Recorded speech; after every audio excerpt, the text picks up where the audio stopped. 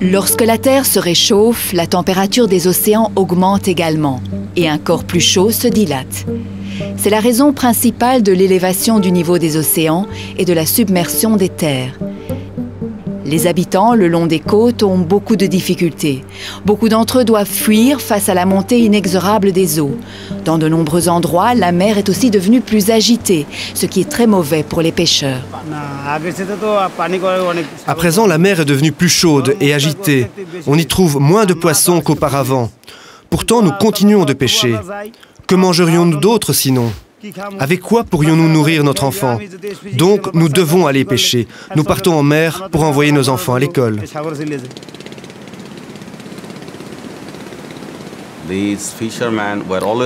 Ces pêcheurs ont toujours été pauvres, et ils le seront toujours. Mais au-delà de cette réalité, la mer est devenue très agitée ces 3 à 4 dernières années, et ce presque tous les jours.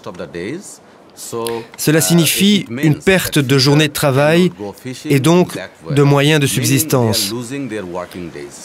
Ce changement climatique a entraîné une diminution de moitié de leur nourriture. On s'attend à une élévation du niveau des mers parce que l'eau se dilate quand on la chauffe, mais aussi parce que les glaciers sont en train de fondre, ce qui rajoute de l'eau aux océans. On s'attend à une augmentation du niveau des mers de 20 à 60 cm au minimum d'ici la fin du siècle, mais probablement plus parce que ce sont des chiffres qui ne tiennent pas compte de tous les processus, qui ne tiennent notamment pas compte de la fonte des grandes calottes glaciaires du Groenland et de l'Antarctique.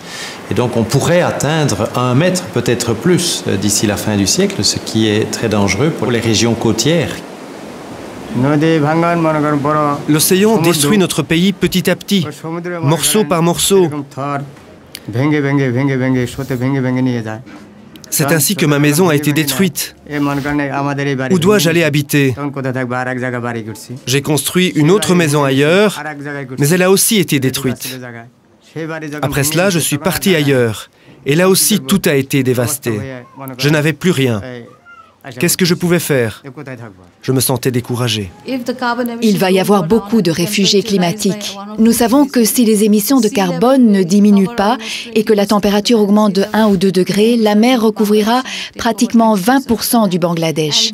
Et nous savons que les régions côtières sont habitées par environ 20 ou 30 millions de personnes.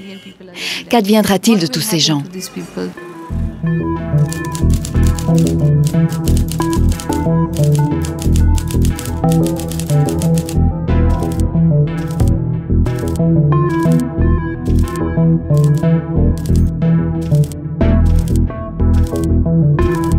Thank you.